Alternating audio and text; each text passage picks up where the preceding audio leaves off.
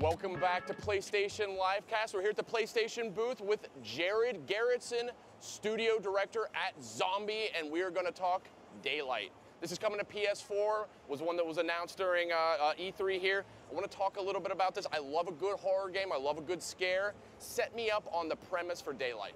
So the premise is very in the shadow.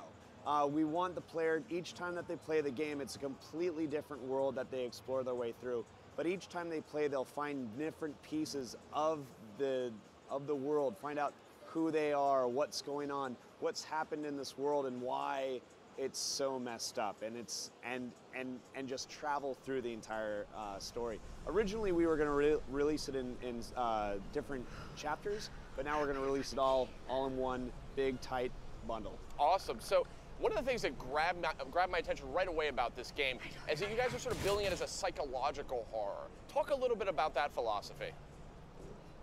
I'm a massive fan of Japanese horror, and who isn't? Exactly. And American horror is chainsaws and blood and guts and violence, and it's this very American feel. Japanese horror is very subtle. There's smaller things. There's creaks. There's things that are so twisted that it's scary just to look at, versus a guy with a burlap sack over his head.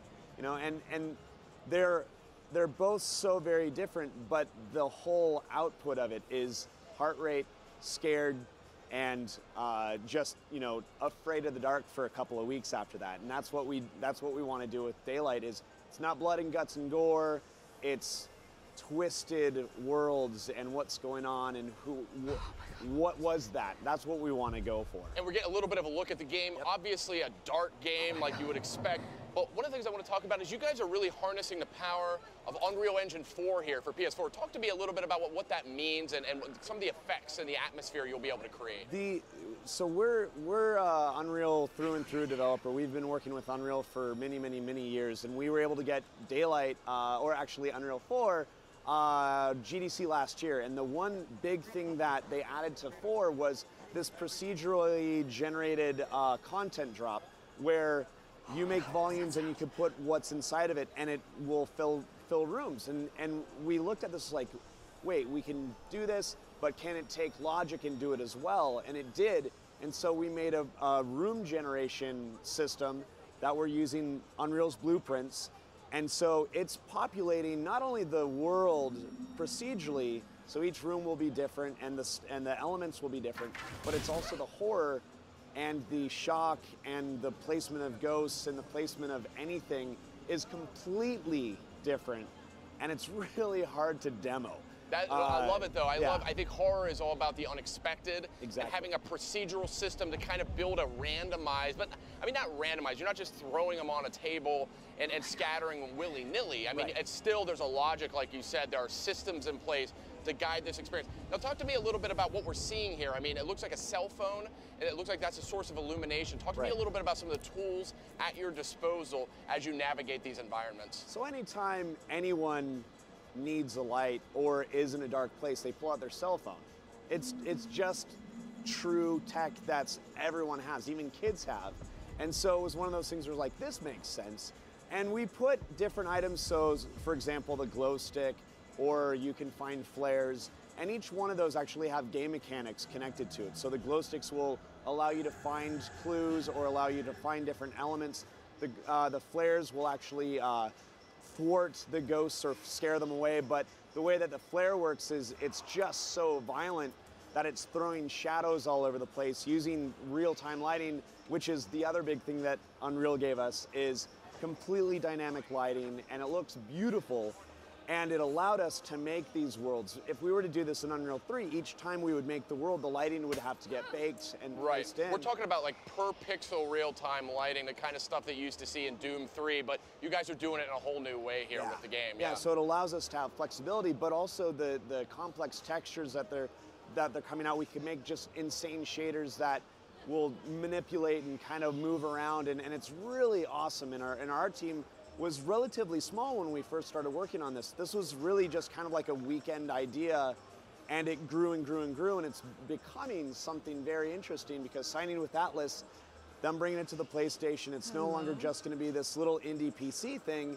and us making it a bundle, but also the exciting part is via Atlas, we're gonna bring it to Japan. Awesome. So the source of our inspiration, we can actually bring it to the Japanese gamers, which is extremely exciting. You guys are coming full circle with this. So Yeah. talk to me a little bit. It appears we're in sort of, I would say, it looks like an abandoned asylum.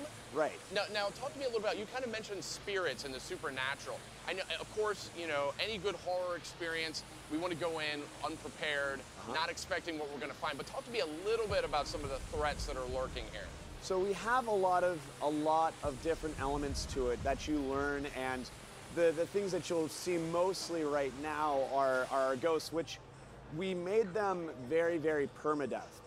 If you're a gamer, you don't think that you get startled, but if you see something and it's going to reset your game, that's going to scare you more.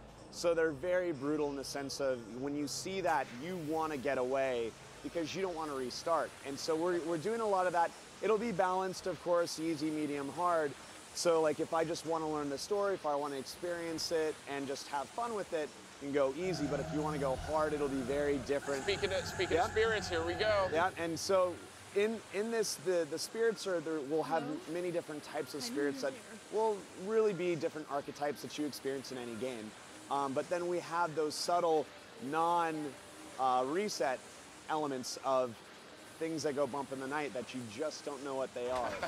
And so it's really exciting, and it's really fun and really hard to develop on because, I mean, I come in and go downstairs and we've got a demo room that we turn off all the lights to focus test. And every single time it's totally different. And that's the really wild part about this is we really built it for sharing your experience with YouTube and everything that's huge.